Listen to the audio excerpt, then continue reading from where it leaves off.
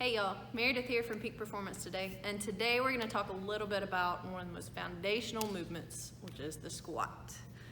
So one of the most common faults that we see with the squat is people's knees will kind of cave in whenever they're either on the way down at the bottom of the squat or even on the way up. This is usually a sign of either weakness in your glutes or just not being able to get them activated during the exercise. So one of my favorite things to do is to take a band, put it around the knees, and have you driving out into that. Another cue that we can also use is thinking about screwing your feet into the ground. So it's almost like you're trying to rotate your knees out.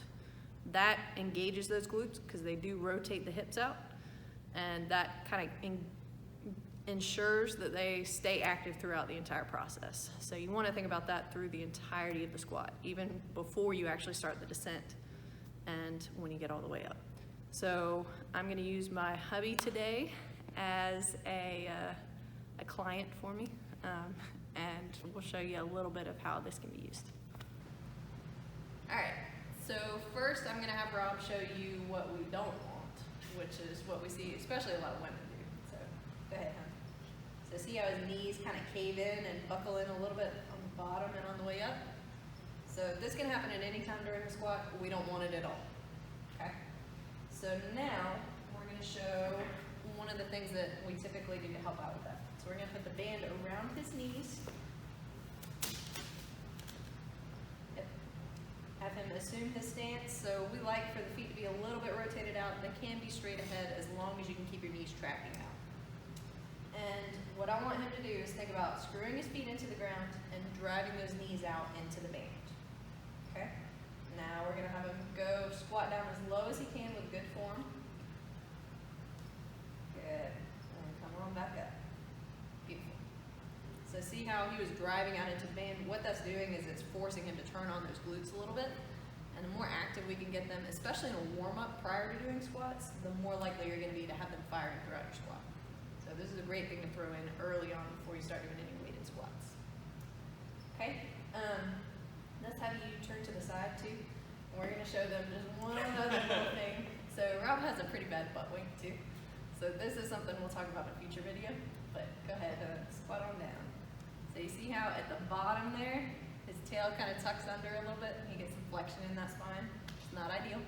That's something that in the future we will work on. So our next squat video will be addressing that.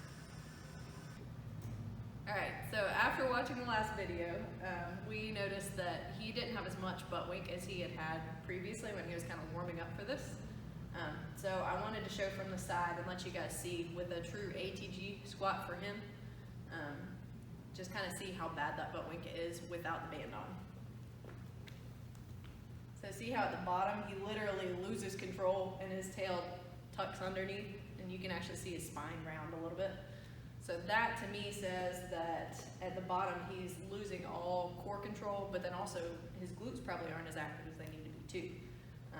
A lot of people argue that the glutes are actually a part of the core and not just a standalone muscle group, because they do tie into the back as well.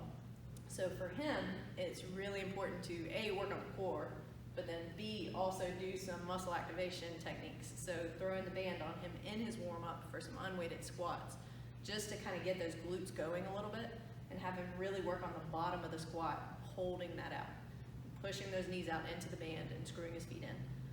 That way he can provide at least a little bit of core control for his squats. All right, so just to recap a little bit, we talked about a technique you can use to get some better glute activation whenever you're doing a squat. This is great to add into your warm-up.